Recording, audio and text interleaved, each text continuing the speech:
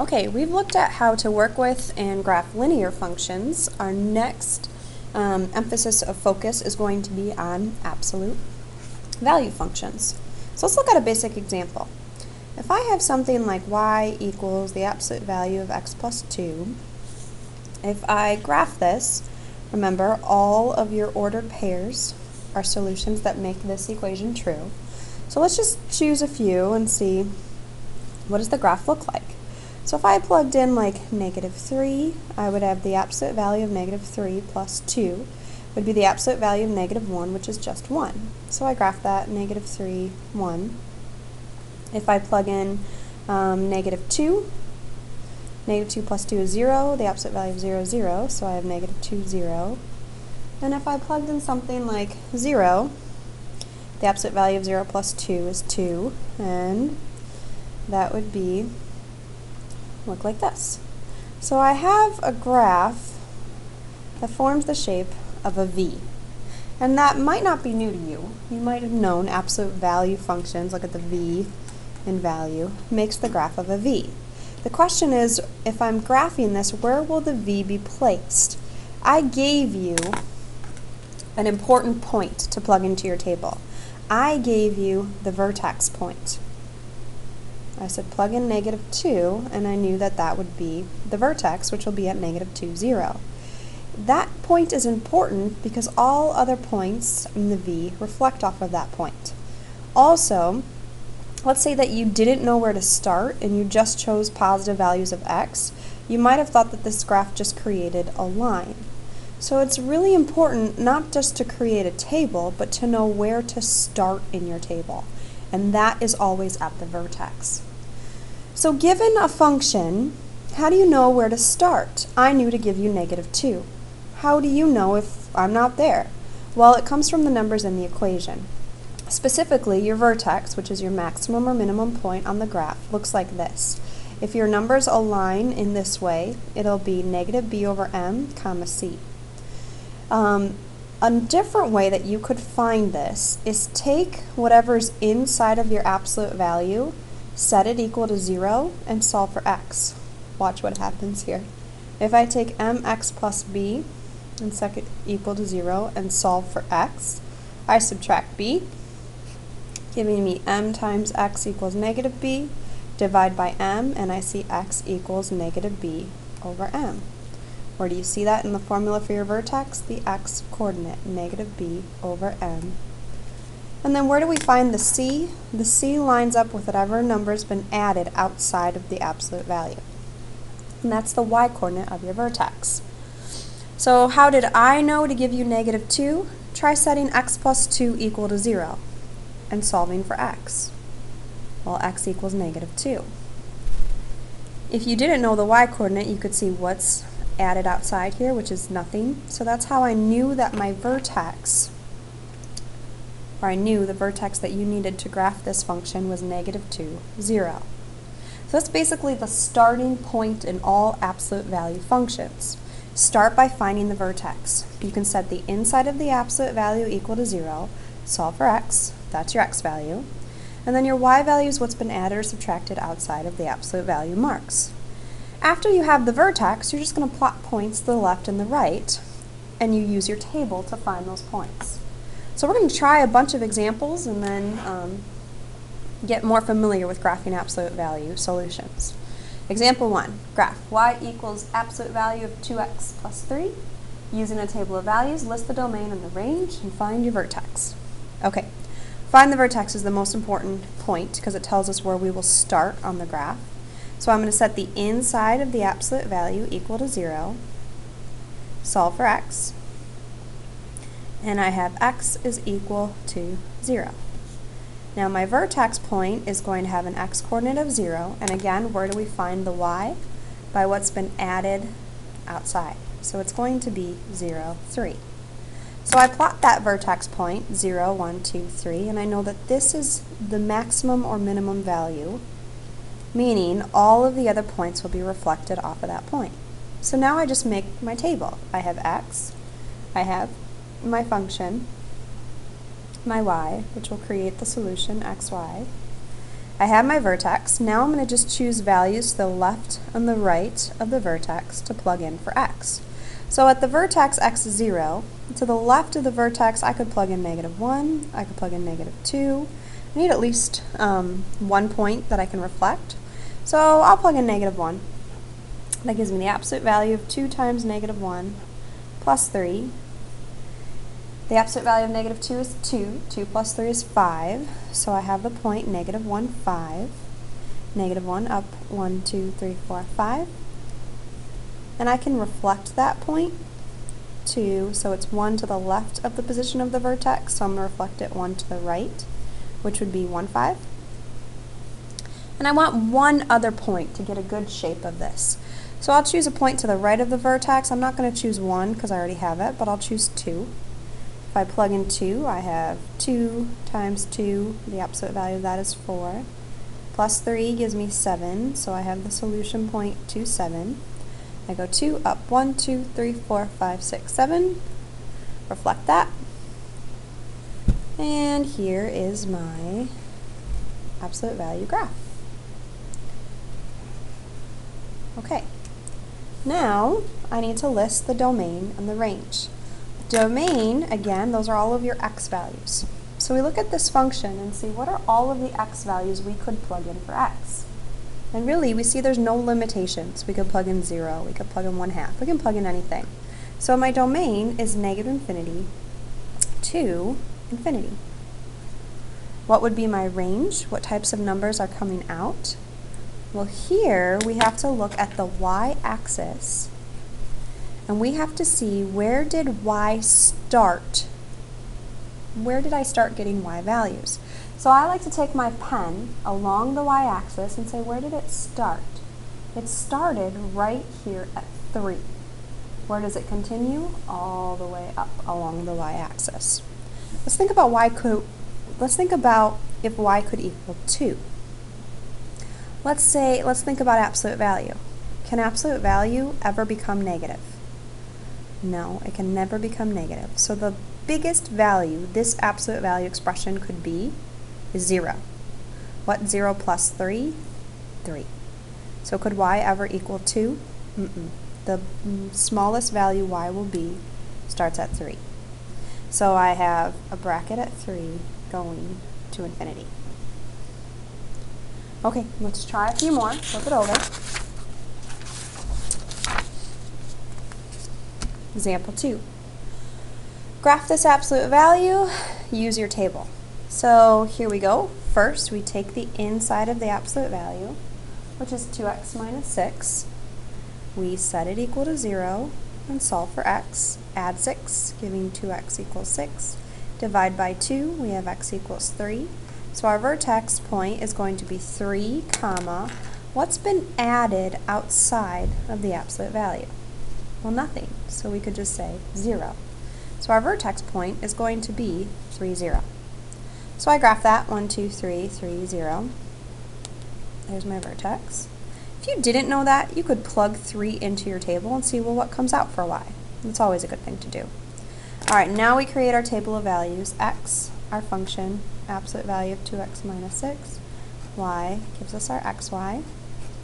And we need to choose the values to the left and the right of our vertex. So starting with our x's, x starts at 3 on our vertex. So I choose a value to the left. You could choose 2, you could choose 1, you could choose 0.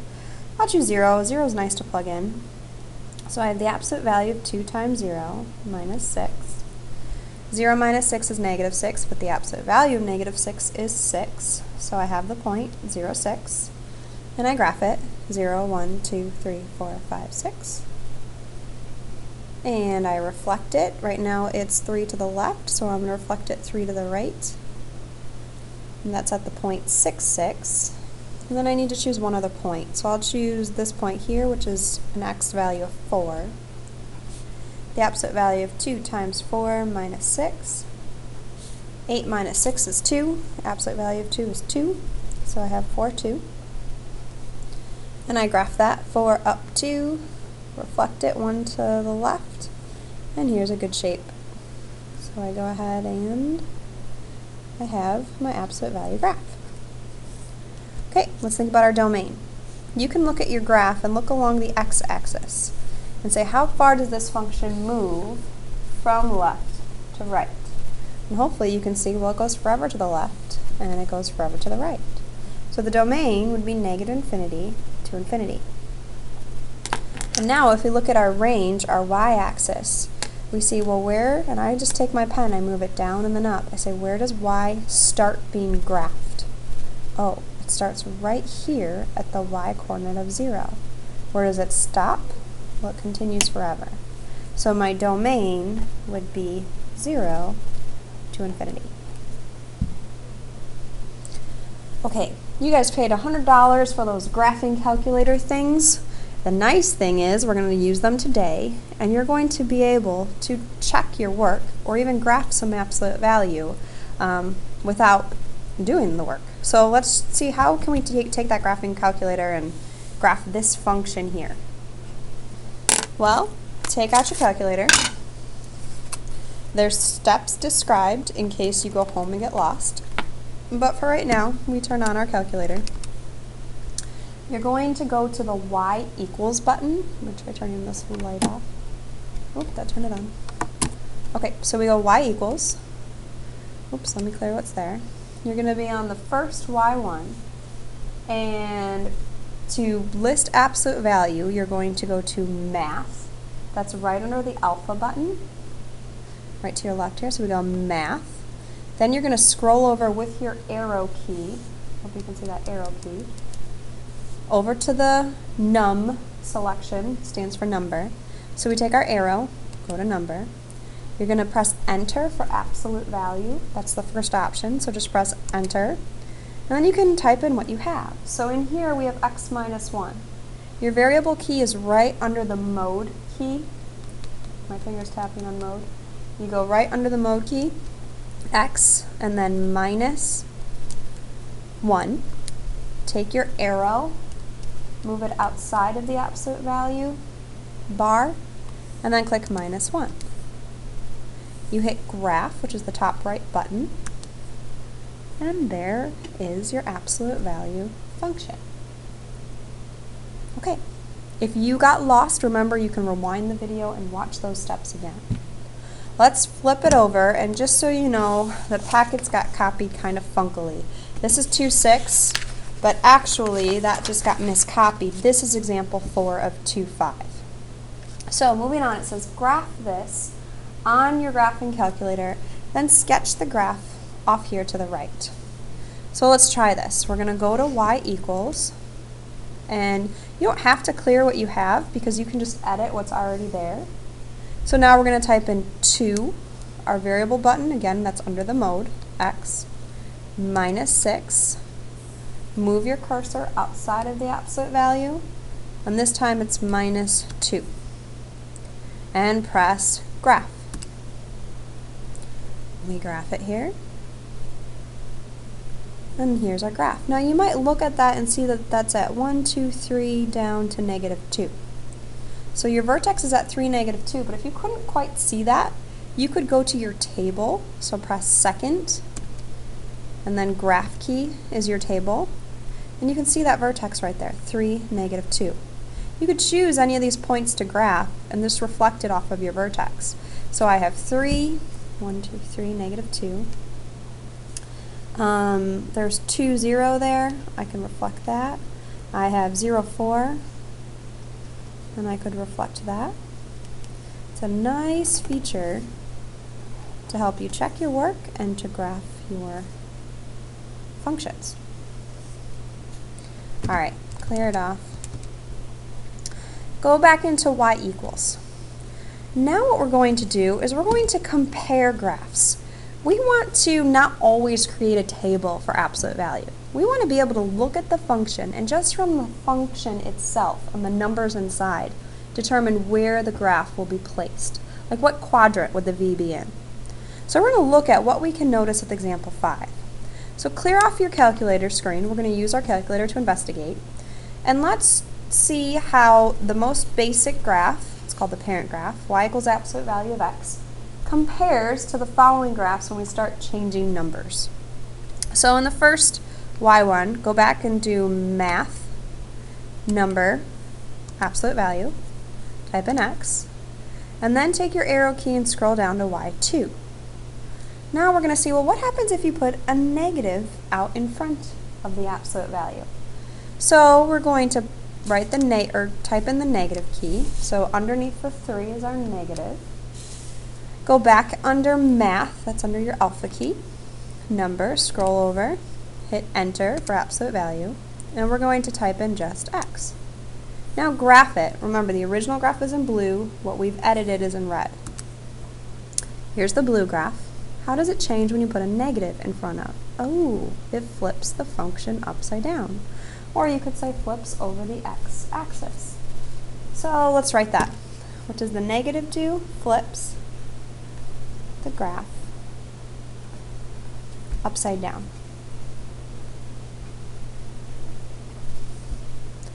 Okay, now let's see, well, what happens if you put a negative inside of the absolute value bars?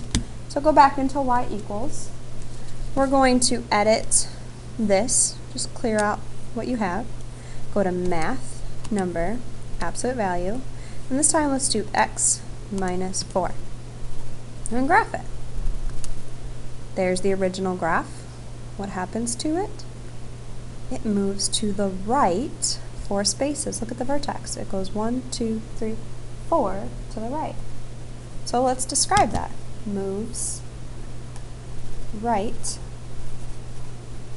4 units. Okay, if a minus 4 moved it right, what do you think a plus 4 is going to do to it? Hopefully you're thinking moves left, but let's just confirm that. So go to y equals, clear, or you don't have to clear it, just change that minus sign to a plus sign, and graph it. There's the original. The plus 4, indeed, moves it to the left 4. Moves left 4 units. Okay, now let's see, well, what happens if you put a minus outside of the absolute value marks? Well, let's try it. Go to y equals. You might have your own predictions. You can delete those numbers just using your delete key. It's next to your mode. So delete, delete, delete. And I'm going to just do minus 2 outside. Graph. There's the original in blue. And our red goes down 2 units. Okay, let's write it. Moves down 2 units. So what do you think the plus 2 on the outside is going to do? Hopefully you guessed right, it's going to move it up. But let's show you just by changing that minus to a plus. We graph it. There's the original in blue, and here comes the red. Yes, up 2. So moves up 2 units. Okay, the nice thing about this is we can start making some predictions without having to do any algebra work. If there's a negative outside, we know the graph's going to go upside down. If there's a minus inside, it's going to move to the right. If there's a plus inside, it's going to move to the left. If there's a minus on the outside, it moves down, and a plus on the outside moves up. What I like to think is if you have a number inside of the absolute value, it's the opposite direction of what you think. Minus 4 in my mind moves left, but since it's inside, I think it's like opposite day, so it's moving it right 4. Same here. Plus 4, I would think go right 4, but it's opposite day, move left 4. Alright, flip it over. Okay, so let's see if we can graph this without doing much algebra work. Graph this function. Notice that we have plus 1 on the inside, plus 2 on the outside. So what's the plus 1 going to do? Well, it's inside the absolute value, opposite day. So we think move left 1 unit, up positive 2, that's exactly what you see, move up 2. So if I think about the original absolute value at 0, 0, this one's going to go left 1, up 2. So there's the new vertex. And then you could plug in 0 and see what comes out. But 0 plus 1 is 1, 1 plus 2 is 3, so it's going to be 3. Reflect that, and there would be your graph. Alright, example 7 says make a graph and write an equation for your graph. You may make up your own. I would probably make up something like includes all of it, so opposite, x minus 1 plus 3. So if I made up this graph, this would flip it upside down, this would move it left 1, and this would move it, oh, not left 1, opposite day, in absolute value, right 1, and up 3. So I would go from 0, 0, right 1, up 3, and then flip it upside down. So it would look.